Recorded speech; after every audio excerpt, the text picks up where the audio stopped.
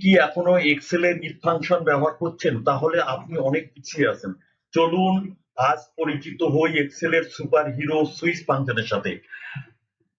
এই স্ক্রিনে দেখা যাচ্ছে 150টা ডাটা আছে একটা গার্মেন্টস ফ্যাক্টরির, এবং সুইং অপারেটররা কোন কোন প্রোডাক্ট তৈরি কি করছে সেটার ডিটেলসটা এখানে আমরা লিখবো ইফ ফাংশনের পরিবর্তে সুইচ ফাংশন দিয়ে।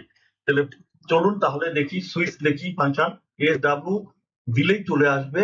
এখানে আমি ডাবল ক্লিক করলাম, তারপরে আমার টার্গেট হচ্ছে সি টু সেল।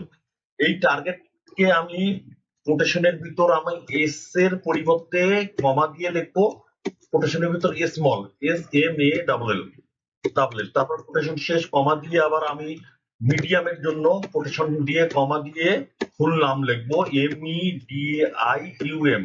মিডিয়াম হয়ে গেল, কমা দিলাম, আবার কোটেশনের ভিতর এল কে রাখবো, কমা দিব, এল এর এখন পূর্ণ নাম লিখবো LARGE দিয়ে আমি ব্র্যাকেট ক্লোজ করে দিলাম, হয়ে গেল।